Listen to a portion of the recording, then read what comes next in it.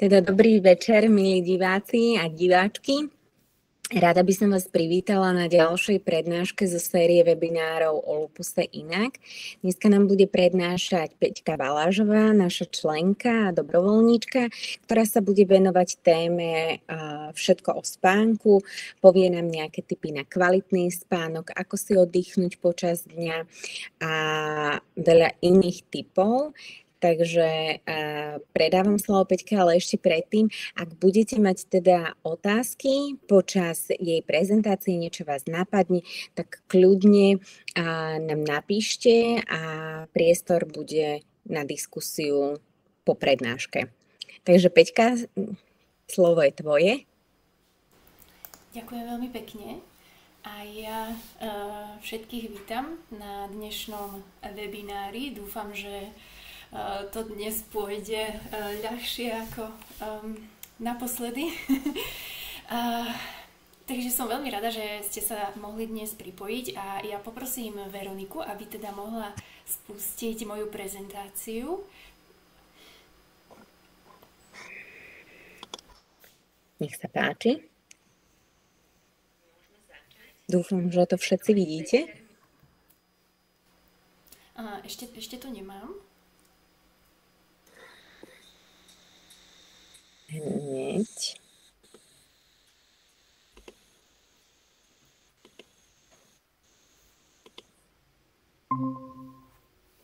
Super. Dobre. Tak. Áno, perfektne, super. Dobre. Takže ešte raz vás všetkých vítam. Ja sa volám Petra Balážová a okrem toho, že mám vlastný blog Petronella's Journey, ktorý hovorí o mojej ceste s lupusom, tak som sa asi pred 2 rokmi stala aj koučkou pre zdravie. V rámci vlastne spolupráce a dobrovoľničenia pre klub Motýlik som si dnes vybrala tému o spánku, alebo ako sa lepšie vyspať, pretože asi všetci viete, ale pri lupuse sa nám nevždy ľahko zaspáva, nevždy máme dobrý spánok a už ani nespomínam to, ako sa často budíme absolútne nevyspaté alebo unavené, alebo by sme chceli spať dlhšie. A chcela by som sa dnes teda pozrieť bližšie na to, ako si s tým trošku poradiť a čo možno preto urobiť, aby sme sa teda mohli lepšie vyspať. Poďme teda na to. Poprosím ďalší slajd. Nedá sa v tele vôbec nič izolovať. Čiže všetko je prepojené a na všetkom záleží. Takže nemôžeme urobiť proste iba jednu vec, ale musíme sa pozrieť proste na svoje telo aj na to, čo robíme komplexne. Takže nemôžem proste iba začať cvičiť a myslieť si, že mi to pomôže lepšie spať. Alebo sa začnem lepšie stravovať, ale nezmením vôbec nič a budem stále stresovať v práci a budem očakávať, že budem lepšie spať. Nie je to tak. Proste všetko je prepojené a na všetkom záleží. Poďme teda ďalej. Začneme tak od začiatku, čo je vlastne spánok, alebo ani nie tak, čo je spánok, ale na čo je spánok dobrý. Čo je spánok asi všetci vieme. Ale dôležitosť spánku je v tom, že v tom čase obnovujeme naše telo aj myseľ. Je to čas, kedy znižujeme v tele zápal a obnovujú sa nám všetky tkanivá. A spánok je jednou z najlepších vecí, ktoré môžeme urobiť pre posilnenie imunity. Často nám hovoria pri lupuse, že nemôžeme posilňovať imunitu, ale práve naopak, keď spíme, tak je to práve jeden zo spôsobov, aby sa nám tá imunita trošku zregenerovala. V podstate aj keď sme chorí, alebo keď máme lupusové vzplanutie, tiež nám povedia, že máme veľa spať, pretože vtedy regenerujú naše bunky. Takže je to taká vec, ktorú pre posilnenie vlastnej imunity môžeme urobiť. Bodka. Poďme ďalej. No ale čo sa stane, keď keď nebudeme dobre spať. Lebo aj to sa stáva. A zrovna pri lupuse môže byť, že sa nebudeme vedieť vyspať a nebudeme sa vedieť dlhodobo vyspať dobre, alebo budeme spať veľmi krátko a bude vznikať tzv. Spánkový deficit.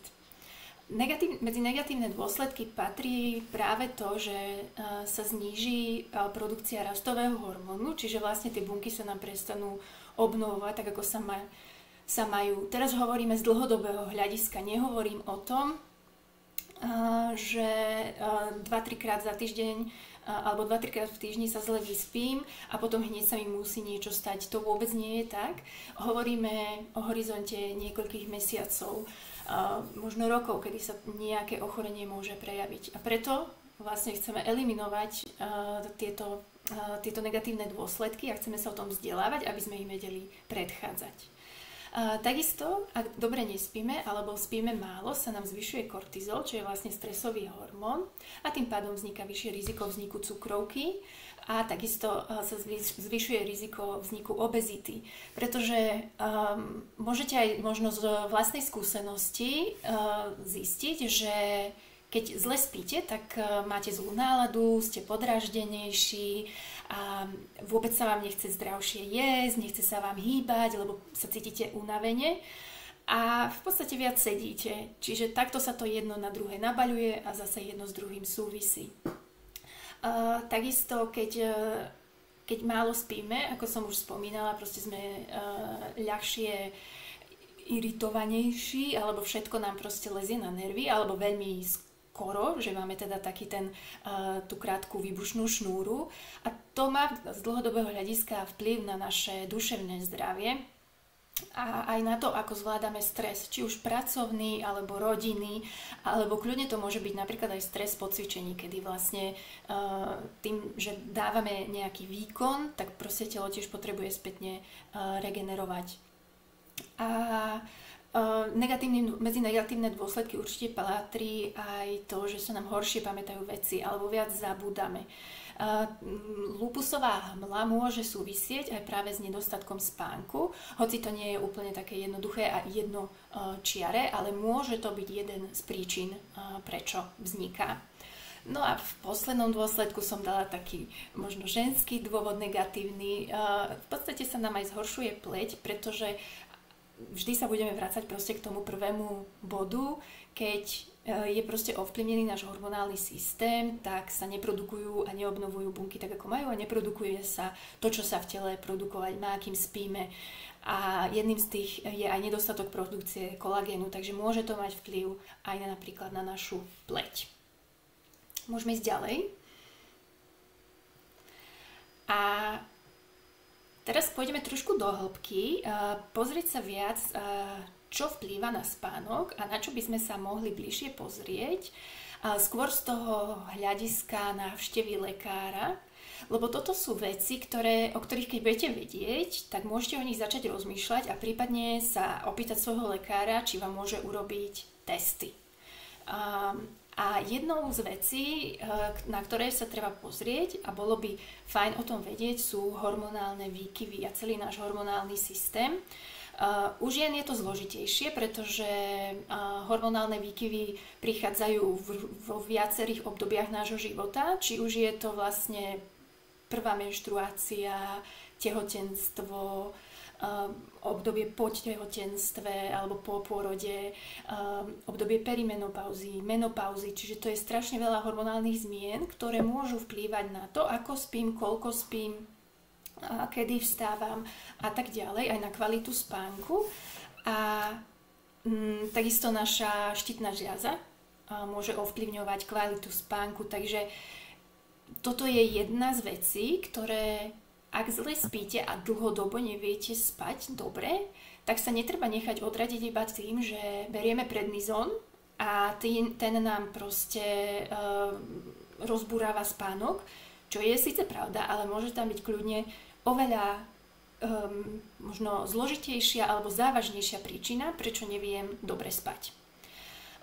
Ďalšou príčinou sú tráviace problémy, to znamená nejaké nadúvanie, časté vetry, hnačky, zápchy, alergie, intolerancie, senzitivity.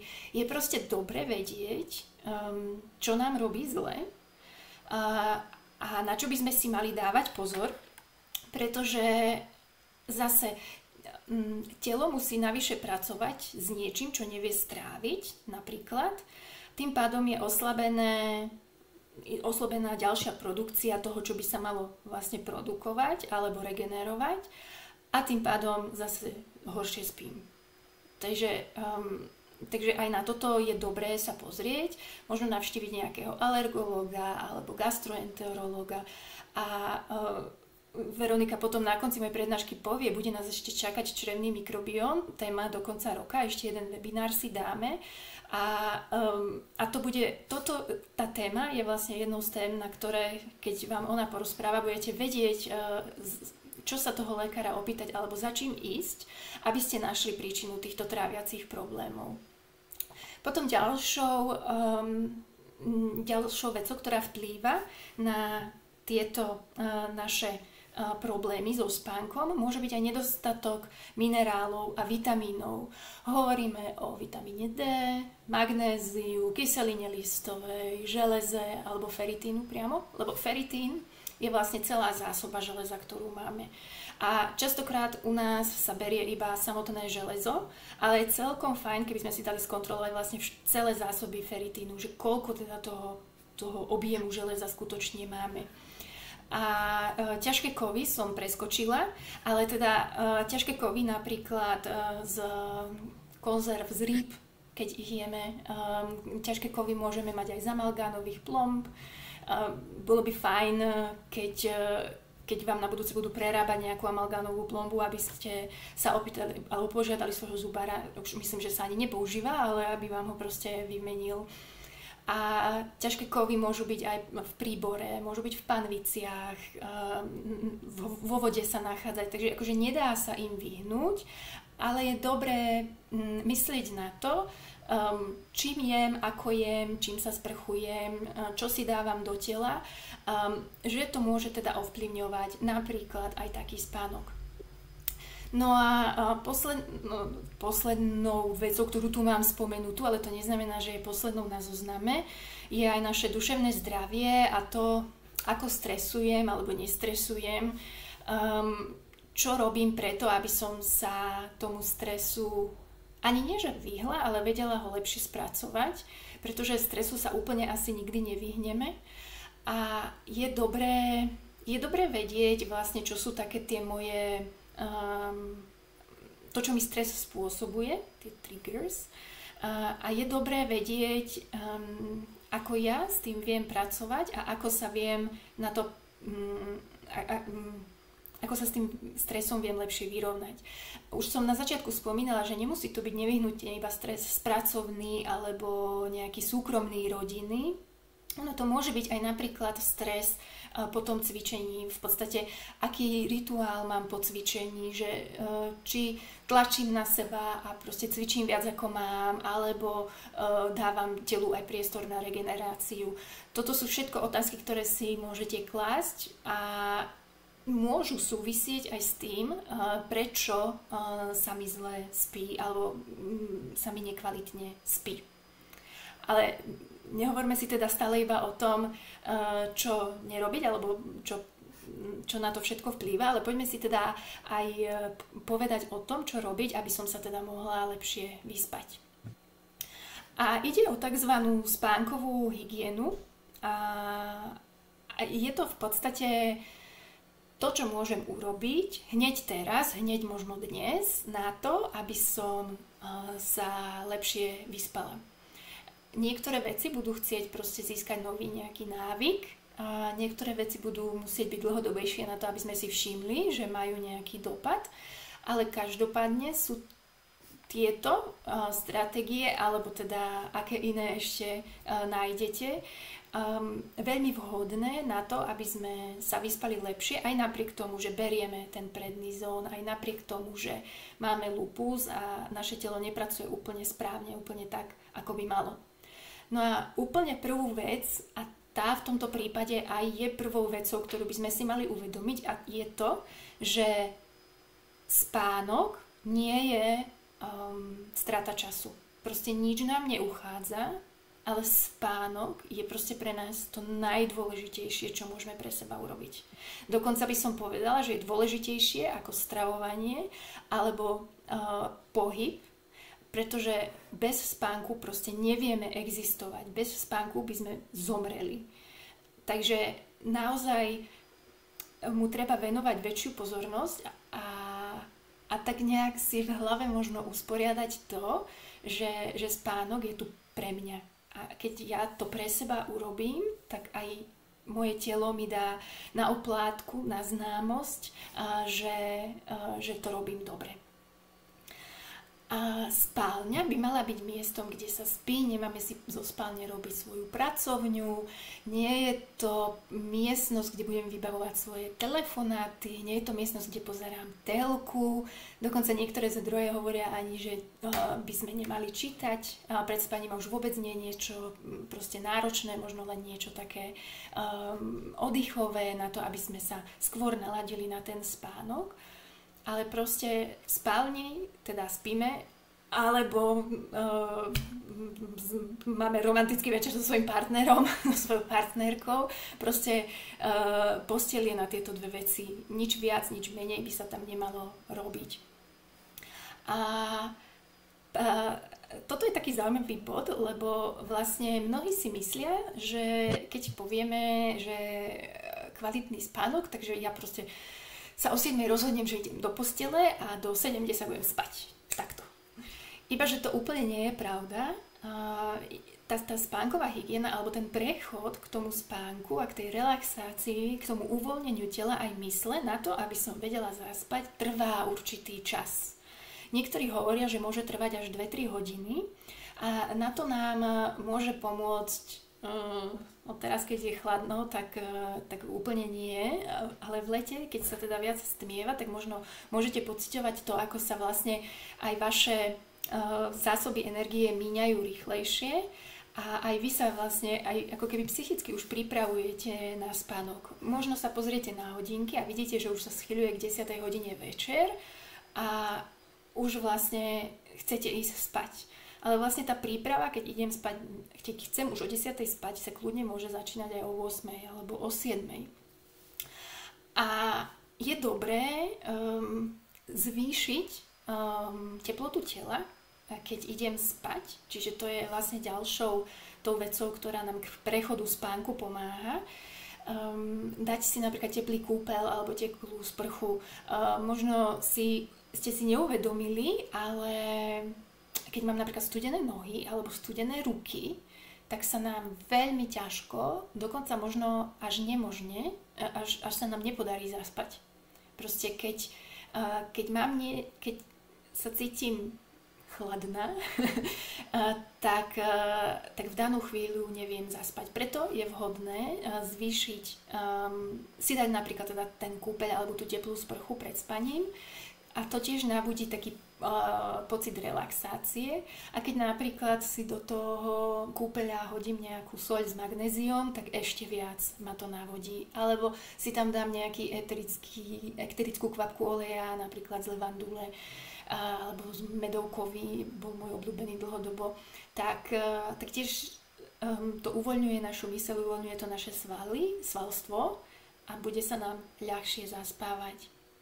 Ten prechod k spánku je tiež dobrý na to, aby som si vytvorila alebo si uvedomila, že teda keď chcem o 10. zaspať, tak ja už musím o 8. o tom začať rozmýšľať alebo sa nejakým spôsobom pripravovať do postele, že už neskrolujem na sociálnych sieťach, už nevybavujem pracovné e-maily, už neodpovedám na správy, hoci aj kamarátkam.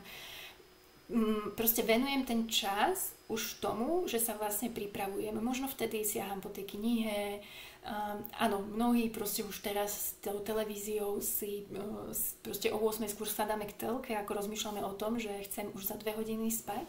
Nie je to úplne ideálne, ale robíme to všetci, ale možno by bolo lepšie, keď už tak dať si radšej niečo kratšie a potom venovať skôr ten čas tej príprave na spanie, akože dať si tú sprchu, prezlieť sa do pyžama a ešte si prečítať 2-3 strany, kým sa proste odložím do postele. A je dobré vlastne si budovať taký ten návyk toho, že idem pravidelne v rozmedzi nejakých 30 minút v tom istom čase spať a tým pádom sa naučím, alebo moje telo sa prirodzene bude budiť v ten istý čas. Toto je úplne najlepšie, čo môžete na sebe odsledovať, že chystať alebo už spať vtedy, keď som naozaj unavená, a neprešvihnúť ten bod, kedy sa mi už naozaj zatvárajú oči a už naozaj by som mala byť v kľude a môžem iba zatvoriť oči a už naozaj môžem spať. Lebo keď ho prešvihnem, tak už zase ma to nabudí, už ma to zase nakopne a ja neviem zaspať ďalšie 3 hodiny, pretože ten bod, kedy viem, že zaspávam okolo 10:00, som proste prešvihla. Samozrejme, raz za čas idem s kamarátmi von, alebo sme na nejakej návšteve, úplne prirodzené. Ale čím viac budete praktizovať ten pravidelný rytmus, tým lepšie sa vám bude a ľahšie sa vám bude zaspávať a tým ľahšie sa vám bude aj vstávať. A to je vlastne o počúvaní toho tela, toho svojho tela a počúvaní jeho signálov. Ja som veľkým zástancom tzv. Vedomého žitia, takže uvedomovať si signály, ktoré nám telo vysiela a naučiť sa ich počúvať a môže to prospieť práve tomu, že sa budem vedieť lepšie vyspať napríklad. Potom sú to veci ako alkohol, kofeín, nikotín, jedlo, cvičenie pred spaním, ktoré sú také... sú to proste veci, ktoré by sme tesne pred spaním nemali robiť. Alkohol by sme v podstate nemali piť vôbec, tam nie je žiaden benefit, ktorý z neho vyplýva, aj keď niektorí tvrdia, že pohár vína raz za čas červeného je dobrý na krv alebo na čokoľvek, čo sa hovorí. No nie je to úplne pravda, proste víno je alkohol. Ale akýkoľvek, strašne dlho sa ho z tela zbavujeme. To isté kofeín. Posledná káva, doteraz sa hovorí, že by sa nemala piť neskôr ako o 2:00, o 3:00, lebo my ju ešte o polnoci máme stále v tele. Takže pozor na to. Takisto fajčenie pred spaním absolútne najhoršia, jedna z najhorších vecí, ktoré máme robiť. Ktoré by sme nemali robiť teda. Jedlo pred spaním minimálne 2-3 hodiny, aby proste sa nám stihlo rozbehnúť to trávenie, lebo to je akčný proces a zároveň, aby už niečo prešlo tým tráviacím traktom, kým si ľahnem spať. A je fajn ísť spať taký polohladný, čiže nie je hladný, keď mi škrká v bruchu, lebo to je tiež proste niečo, čo nás bude udržiavať hore, ale zároveň ani nie je proste preplnený. Aj tie večere by nemali byť také veľmi hutné, práve že naopak skôr proste ľahšie jedlá, ktoré sa ľahšie trávia, aby sme tie 2-3 hodiny pred spaním už boli takí, že už mi tak trošku pretravilo a môžem si ísť v kľude pospať. Cvičenie, áno aj nie. Ťažké cvičenie, nejaké behy alebo kardio vôbec nie. Posilňovanie tiež ideálne také 3-4, možno až 5 hodín pred spaním by bolo fajn. Ale zase nejaký stretching jednoduchý, alebo ponaťahovať sa napríklad v tej vani, alebo ponaťahovať sa v posteli už predtým, než sa naozaj odložím na ten spánok, je dobrý nápad. Takže to sú také dva pohľady na to, ako cvičiť, alebo čo cvičiť, alebo necvičiť pred spaním. A ešte to tu nemám napísané, ale je dobré zbaviť sa toho stresu z dňa tiež pred spaním. A to by možno mohlo byť súčasťou toho prechodu k spánku, kedy proste mnohokrát už uvažujeme na tom, čo bude zajtra. Alebo viem, že som dnes niečo nedorobila a napísala som si to síce do zoznamu, čo zajtra, ale proste ešte o tom uvažujem a riešim to v mysli. tým, že mi myseľ pracuje, tak proste neviem zaspať. Tak je jedna z techník, ktorá sa dá použiť, je to proste dať na papier všetko, čo ma trápi, alebo všetko, čo som si proste naplánovala na zajtra, alebo nestihla dnes. Akákoľvek malá blbosť, ktorá mi proste napadne, že je to niečo, na čo myslím a ktorá mi bráni v tom spánku, šup si ho na papier, ráno si to nájdem a môžem sa k tomu znovu vrátiť. Ale proste odložme to pred spaním, aby sme išli spať s prázdnou mysľou. To je asi tak všetko k tejto téme. Samozrejme, toto nie je zoznam, ktorý je vyčerpávajúci. Určite môžete nájsť aj ďalšie techniky, ale toto je niečo, čo môžete možno už dnes zakomponovať do svojej rutiny alebo začať so spánkovou hygienou možno trošku lepšou, ako ste mali doteraz. Takže poďme ďalej.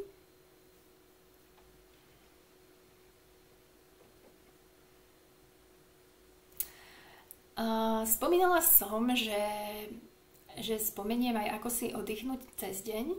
Tieto techniky by vám mohli pomôcť na to, aby ste sa vyspali dobre v noci, aby ten spánok bol kvalitnejší. Ale cez deň nemáme príležitosť spať. A ani v podstate by sme ju teoreticky nemuseli potrebovať, keď máme dobrý spánok. Ak nás ale premôže spánok a pracujeme z domu, alebo máme na to priestor napríklad cez obednú prestávku, tak práve NASA zistila, že angličtina má na to krásny názov a to je power nap, čo vlastne znamená, že taký krátky spánok na posilnenie alebo osvieženie tela aj mysle a stačí nám ho 26 minút. Je to veľmi špecifický čas a v podstate je to proste niečo, čo nám dodá energiu aj uprostred dňa. Možno niekedy je to lepšie ako káva na to, aby sme sa prebudili, ale je mi jasné, že nie vždy a nie všetkým sa to dá aplikovať, ale chcela som to sem dať, že keď sa už po obede rozhodnete, že si idete zdriemnúť, alebo že ste už proste takí unavení, že idete do tej postele aj keby čo, tak nastavte si ten budík na to. A ten power nap, alebo ten šlofík by mal byť o tom, že idem, spím, vstanem. Nie je to o tom, že ešte si budem 30 minút scrollovať a potom ešte si budem čítať a až potom si vlastne zdriemnem. To už by bola, ja neviem, hodina a pol. Ten šlofík slúži na to, aby som sa proste zregenerovala namiesto kávy, povedzme. Ale to, aby som sa cítila možno aj oddychnutejšia počas dňa, na to nám slúžia tie prestávky. Veľmi veľa ľudí si ich dáva alebo ich často preskakuje počas dňa. Ale aj v škole alebo v niektorých firmách je proste stanovené, že treba si dať aspoň 15 minút do obeda a aspoň 15 minút po obede. Ešte samozrejme obednejšia prestávka, lebo sa nedokážeme sústrediť 8 hodín. To proste nie je možné. A je dobré si tie prestávky počas dňa urobiť aj dokonca medzi aktivitami, keď mením jednu od druhej a neísť z jednej do druhej, pretože to proste vyčerpáva našu myseľ, vyčerpáva nás to aj fyzicky. A už vôbec nie, teraz keď som to vlastne tak spomenula, nie je dobré skákať od aktivity k aktivite. Je ideálne proste jednu urobiť, nenechať sa vyrušovať proste všelijakými pingnutiami a pracovať a až potom ísť zase na maily, povedzme, a potom odpísať na nejaké správy a potom zase mať nejakú súvislý čas, ktorý venujeme aktivite. Takže asi toľko k tomu. A poslednou vecou, môžeme ísť na ďalší slajd, ktorej by som sa chcela venovať v tejto téme, sú chronotypy. Ak ste o tom nikdy nepočuli, tak vlastne dnes sa o tom dozvieme. A prečo sa nimi zaoberať? V podstate od chronotypu závisí kvalita spánku, akým som človekom, či sa mi ľahko cvičí, alebo chudne, alebo na aké choroby som najviac náchylný. A chronotyp, teda podľa definície, je individuálne načasovanie fyziologických, biochemických a psychologických procesov, ktoré úzko súvisia s našim cyklom, kedy sme hore a kedy potrebujeme spať. Vychádzajú z vrodených cirkadiánnych rytmov, ktoré trvajú približne 24 hodín. Takže vlastne každého človeka, každý jeden z nás sme nejaký chronotyp.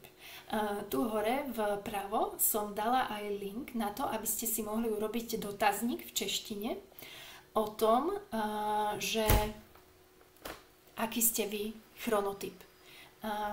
Chronotyp.cz a tam na to prídete, ale my si ich teraz trošku predstavíme na ďalších slajdoch.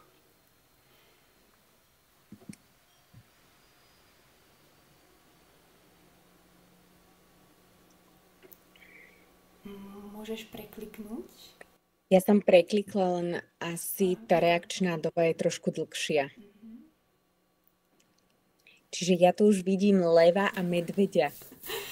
Dobre, tak ja mám taký ťahák pri sebe pripravený, takže kým nám to preklikne.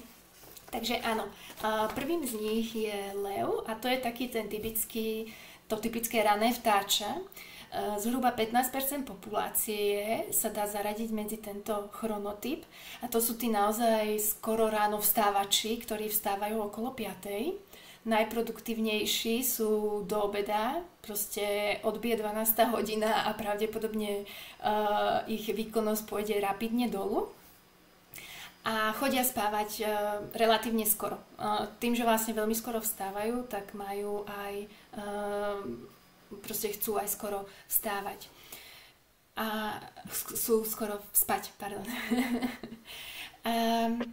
Čo sa týka ich nejakých takých charakterových vlastností, tak sú to ľudia, s ktorými sa veľmi ľahko vychádza a ktorí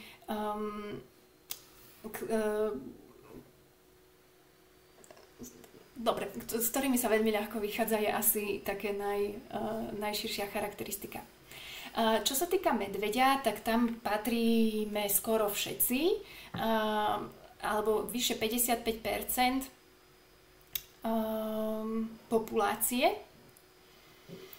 A títo sú takí, ktorí sa riadia ako keby podľa slnka. To znamená, že ako slnko vychádza a zapadá, zase tým, že proste sa nám mení čas, tak je to možno pre tieto osoby trošku zložitejšie, ale vstávajú okolo 7. Najproduktívnejší sú práve v tom čase medzi 10. a 2. a chodia spávať okolo 23. A tieto osoby sú práve tie, ktoré asi najlepšie zvládajú tie tradičné hodiny v práci medzi 9. a 5.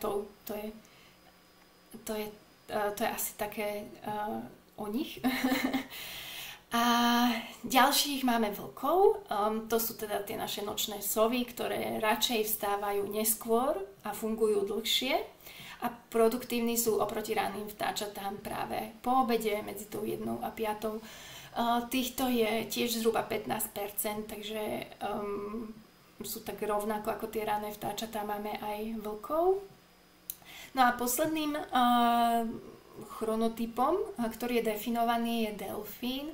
A títo tvoria popravde až 10% populácie a to sú tí, ktorí si hrozne zle vytvárajú režim. Vstávajú ako kedy, proste hrozne zle, niekedy o 6 ráno, niekedy o 10, niekedy po obede.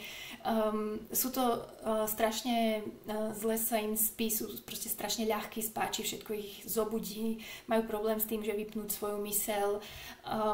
Toto je taký typ, s ktorým by sme možno chceli niečo urobiť a na to je možno najideálnejšie potom navštíviť nejakého odborníka, aby nám pomohol, lebo tu už nepomôže iba nejaký coaching, tu možno už bude treba aj zásah odbornejší.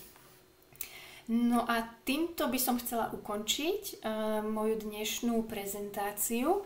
Ak máte nejaké otázky, tak kľudne ich môžete klásť do chatu.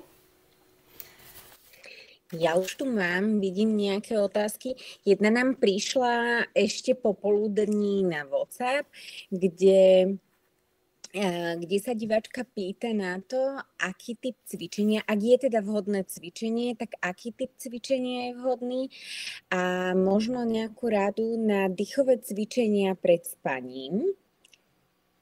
To je otázka z WhatsAppu, potom prejdeme aj na tie z live chatu na YouTube. Čo sa týka cvičenia, tak ako som spomínala, nejaké veľmi nenáročné stretchingy tesne pred spaním, trošku ponaťahovať stúhnuté kĺby a svaly. Také, ak sme nejaké 2 hodiny možno pred spaním, 3, tak kľudne to môže byť aj taká nejaká ľahšia joga. Existuje yin yoga alebo jogová terapia, ktorú ponúka napríklad aj Liga proti reumatizmu. Ja sama tiež cvičím jogu proste podvečer, pretože je to cvičenie, kde aj dýchame a vlastne pracujeme so svojím dýchom a telom. A v podstate snažím sa presne tak tým, že cvičíme neskôr večer, už skôr tie cvičenia ladiť do toho rytmu toho, že už sa vlastne chystáme na spánok, ako skôr do nejakého aktívnejšieho cvičenia. Takže toto by boli asi také vhodné. A čo sa týka nejakých dýchových cvičení, ja osobne mám veľmi rada takú aplikáciu, volá sa, že Breathe, že dýchanie alebo dých, ktorá v podstate má iba 4 druhy cvičenia a jedna z nich je v podstate dýchanie na dobrú noc. Je to iba v podstate nádych a výdych na rovnakú dĺžku. A tým, že vlastne oni to do toho ucha hovoria a nemusíme sa sústrediť na to, aby som si proste počítala, aby som mala rovnaký nádych a rovnaký výdych, tak aspoň mne osobne to veľmi vyhovovalo. A takisto je už teraz dosť akýchkoľvek iných aplikácií aj v slovenčine alebo v češtine, ktoré napríklad tie jogové vždy majú aj nejaké meditácie a v rámci meditáciami je vždy aj nejaké dýchové cvičenie, ktoré sa kľudne dá urobiť aj vlastne počas spania. Je to ale proste možno to kontraproduktívne, lebo proste prinášam ten mobil do spálne a púšťam si ho a potom ho vlastne nechávam niekde poblíž, lebo už sa potom cítim unavená. No, takže nechám to už potom na toho človeka, možno má nejaký iný spôsob, ale ten dých, nádych a výdych na rovnaký bože môj, neviem sa vykoktať, rovnako dlhý nádych a rovnako dlhý výdych je to ten typ dýchu, ktorý nám pomôže zaspať. Dobre, super, ďakujem za prvú odpoveď a tým pádom aj ja by som povedala, že pondelky a stredy patria joge o 19. s Peťkou. Ak budete mať záujem sa zúčastniť možno nejakého takéhoto ľahšieho predspánkového cvičenia, tak kľudne ju kontaktujte súkromne, buď cez Facebook, Instagram, alebo kontaktujte aj klub Motýlik a my vám posunieme kontakt. Ďalšia naša diváčka sa pýta, mne sa žiada posteľ si vopred vyhriať. To by tiež mohlo pomôcť navodiť spánok? Určite. Zvýšenie telesnej teploty, napríklad, aj ja neviem, výhrevným vankušikom, môže navodiť to, že sa mi bude lepšie spať. Ale pri tomto bode by som chcela povedať, ale nie zvyšovať teplotu miestnosti. Lepšie sa spí, keď je miestnosť chladnejšia. Radšej vypnúť radiátory takto ak to nezvládneme, tak aspoň temperovať, proste nespať v 25 alebo vyšších stupňoch. Na spánok je ideálne do tých 20 stupňov, keď mám proste problémy napríklad s prekrvovaním alebo že sa v noci odkrývam, tak aby som zase v zime nezamrzla. Čiže teplota miestnosti by mala byť do 20, ideálne možno 18 na spanie, 19. Ale ja chcem byť v teple a to je napríklad ten výhrevný vankušik alebo kľudne tá teplá sprcha alebo kúpeľ pred spaním na to, aby som proste nemala aby mi nebolo zima fyzicky. Že keď sa viem zakryť a schúliť do tej deky alebo periny, alebo deky s perinou, tak super. Dobre, ďakujeme za ďalšiu odpoveď.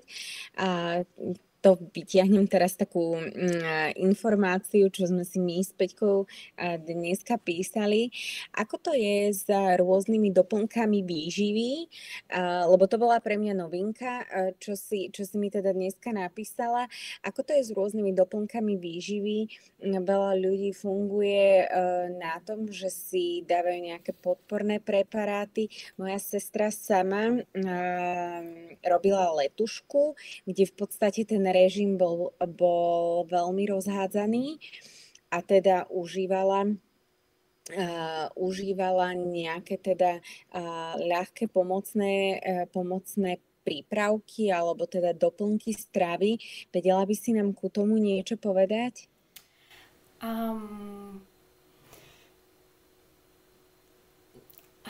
Vedela, ale zamyslela som sa, že ako to povedať. Bolo by dobré vedieť, že či mám nejaký nedostatok vitamínov alebo minerálov. V tomto prípade magnézia, pretože magnézium citrát alebo glicinát sú tie, ktoré uvoľňujú nervový systém a svaly a tie nám pomáhajú navodiť alebo nás uvoľniť a tým pádom by sme vedeli ľahšie a lepšie zaspať. Stačí nejakých možno 200 až 400 gramov, ale bolo by fajn pred použitím akýchkoľvek vitamínov alebo minerálov by bolo dobré vedieť, že či vlastne mám ten nedostatok a potrebujem to vôbec. Možno ideálnejšie je potom pred spaním si dať radšej nejaký banán alebo višne alebo pohár teplého mlieka, neviem, niektorým to vraj pomáha. A neísť do tých liekových doplnkov, aby sme si zase aj na druhej strane neuškodili. Ďalšou vecou, ktorú ľudia zvyknú používať, zdraví a dlhodobo sa tvrdilo, že ľudia s lupusom to nemôžu, je melatonín, lebo tiež je to v podstate hormón, ktorý nám pomáha na to, aby sme vedeli dobre spať a relaxovať. Za posledné 2 roky už vzniklo niekoľko štúdií s tým, že melatonín nie je škodlivý ani pre ľudí s lupusom, ale stále je to v plienkach, takže určite pred takýmito doplnkami by som sa jednoznačne poradila s lekárom, či áno, či nie a dala na jeho slova, lebo v tomto prípade riskovať nejaké vzplanutie, myslím, že úplne nestojí za to, keď možno môžem ísť do toho napríklad aj prostredníctvom tej stravy alebo prostredníctvom nastavenia tej spánkovej hygieny. Ale teda najnovšie štúdie hovoria, že nie. Dokonca melatonín má prospešný vplyv na naše telo, pretože práve pomáha bojovať proti tým zlým B-bunkám, ktoré vlastne nám spôsobujú tie zápaly, tie zápalové procesy v tele a vlastne to, čo stále nám ten lupus tam toľko šarapatí.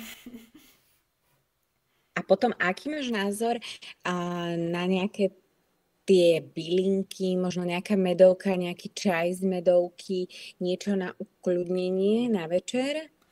Určite nejaké také čaje, presne tak. Napríklad medovka je veľmi populárnou. Ako som aj spomínala, dlhodobo som ja mala taký olej do vody, ktorý bol medovkový a hrozne mi to pomáhalo vlastne sa upokojiť. Dokonca som si to ani nedávala pred spaním, ale vždy, keď som stresovala. Takže áno, určite teplý čaj, ktorý proste nie je nejakým životabudičom a tá medovka je známa svojimi ukľudňujúcimi myšlienkami, svojimi ukľudňujúcimi účinkami. Takže určite radšej to, ako hovorím, niečo, čím si môžeme uškodiť.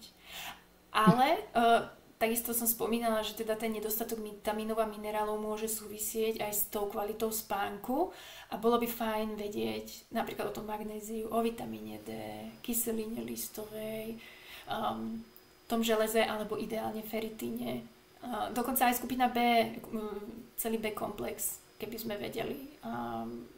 Proste nedá sa to izolovať. Mhm. Tak tieto vitamínové profily, myslím si, že u lekárov za bežných podmienok ich urobia, čiže aby sme si možno urobili nejaký taký ľahký prehľad, ako to vyzerá za našim vitamínovým profilom. A zatiaľ nemáme ďalšiu otázku, takže ak by ste mali záujem, tak kľudne na našu mailovú adresu klubmotýlik zavináč info@klubmotýlik.sk Aha, info@klubmotýlik.sk. Môžete nám posielať otázky, ale tu ešte jeden náš divák sa pýta, v akej polohe je najlepšie spať? To je výborná otázka. Ja som za to, že každý by mohol spať, ako mu je proste prirodzené, ako sa mu dobre. Ja proste si neviem napríklad zvyknúť spať na chrbte. A môj muž proste nič iné nerobí, iba spí na chrbte. Ja si osobne myslím, že tak ako vám je dobre a ako vám v danej chvíli vyhovuje. Ak máte nejaké bolesti a proste lepšie sa vám spí v polosede, tak spíte v polosede. Keď to prejde, tak sa vráte do svojej polohy. Akože hovorí sa, že na bruchu, myslím, by sa nemalo spať. Akože ak sa vám tak dobre zaspáva a v noci sa ešte pretočíte párkrát, tak si myslím, že prečo nie. Nevidím... akože je to podľa mňa v tom, čo robím aj počas dňa a potom aj počas noci, že či proste tie polohy striedam alebo nestriedam. Ak ich striedam, tak úplne v pohode. Ak spím celú noc v jednej polohe, tak možno ideálna práve nie je ani tá pozícia na chrbte. Takže skôr by som možno dala dôraz na kvalitu matracu a vankušu ako možno na tú polohu. Ešte nám píše divák, ktorý položil túto otázku. Mám osobnú skúsenosť, že keď mám podložený chrbát, tak sa oveľa lepšie vyspím. To je presne to, čo si hovorila, tie osobné preferencie a to, ako je tomu človeku najlepšie.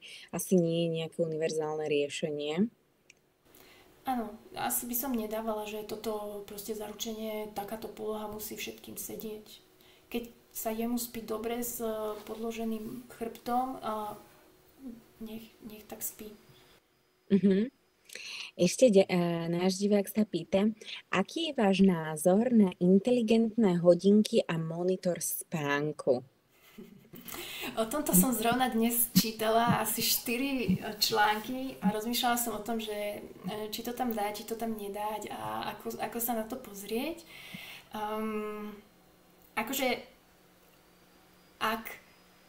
ak mi to proste nejde, ako sa v úvodzovkách hovorí ľudovo, na mozog, tak akože v pohode nosme tie hodinky.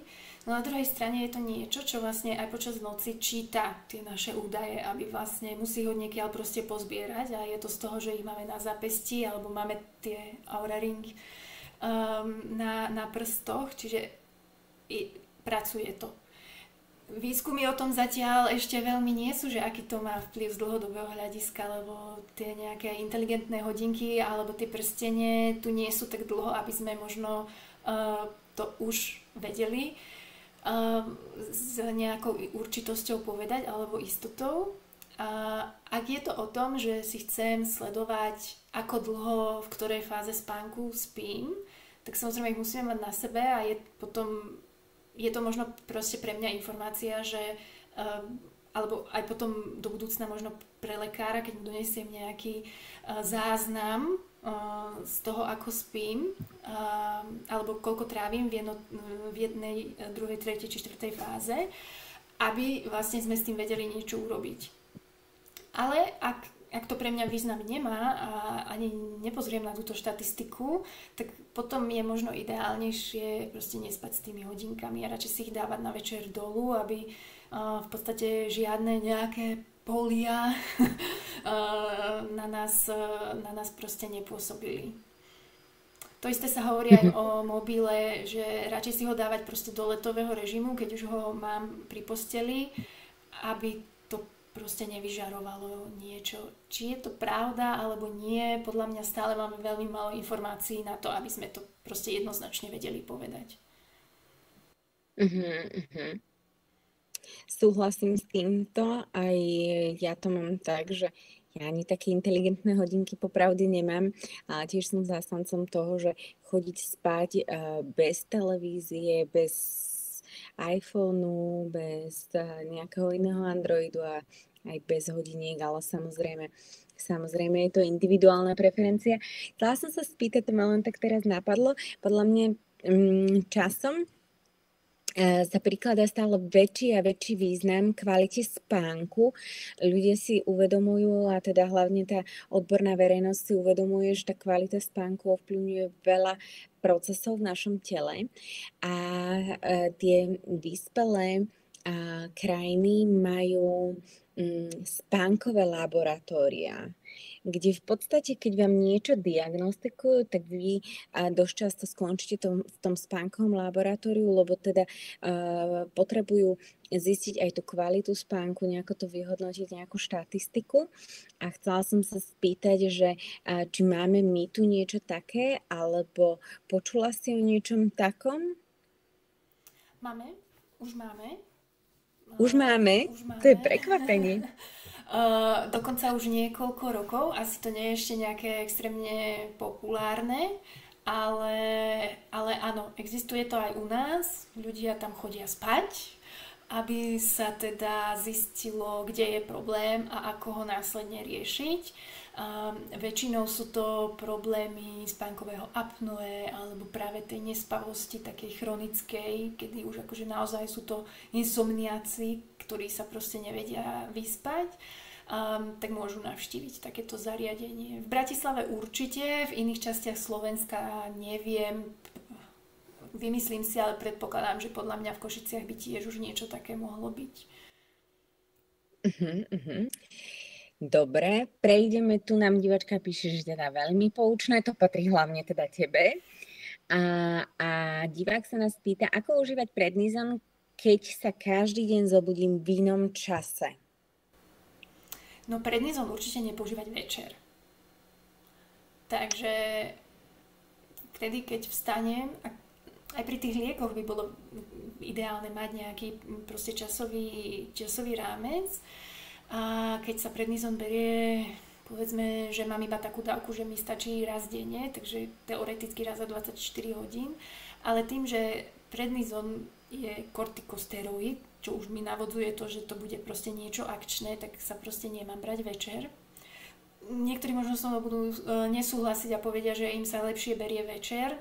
Nechávam to na nich, ale teda je to taký života budič. Takže radšej ráno alebo radšej do obeda. Takže aj keď nevstávam každý deň o 7, ale vstávam, ja neviem, o 9 alebo o 10 niekedy, tak po raňajkách si ho proste dať. Keď beriem ráno a po obede, že mám vysokú dávku a mám ju proste rozdelenú na dve časti, tak radšej skôr po obede, neviem, okolo 3, 4. To bola prvá vec, na ktorú teda som ja bola upozornená, že prednizon sa berie ideálne v prvej časti dňa, respektíve po raňajkách a potom hneď po obede, aby teda to nešlo na prázdny žalúdok.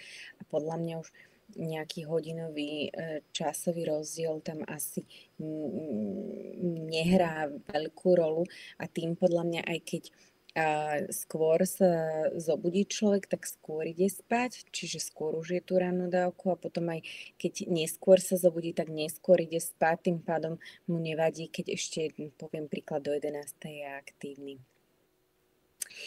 Máme tu ešte ďalšiu otázku. Ktoré výživové doplnky sú na noc nevhodné?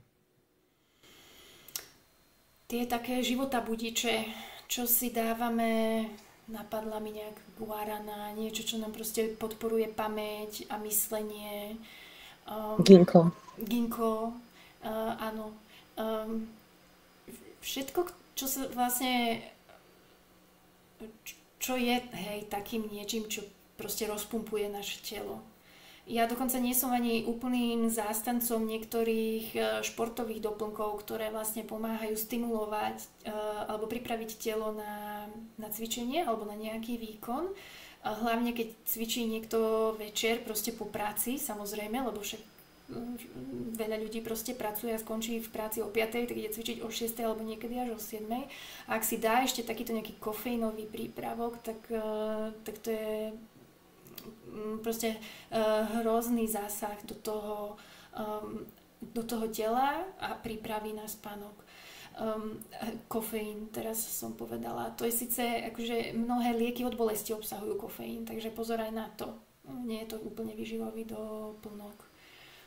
Ako som povedala, ten magnézium a z tých všetkých druhov magnézia, magnézium citrát a glycinát sú tie, ktoré sa pred spánkom by mohli používať, alebo užívať teda.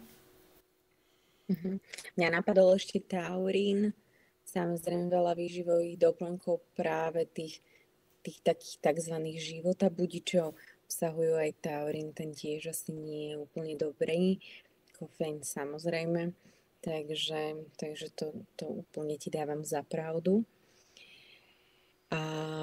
Dobre, zatiaľ nemáme ďalšiu otázku, tým pádom zopakujem už správne e-mailovú adresu, teda ak budete mať ešte nejaké otázky, tak my to zhrnieme a teda Peťka vám na ne odpovie a teda je to info@klubmotýlik.sk.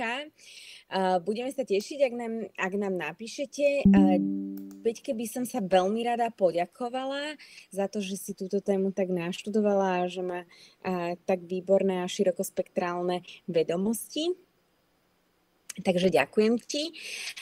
Budeme sa vidieť ešte v decembri pri jednom webinári, ktorý si pripravím, teda tú prezentáciu na ten webinár si pripravím ja a teda témou bude črevný mikrobióm ako základ nášho zdravia.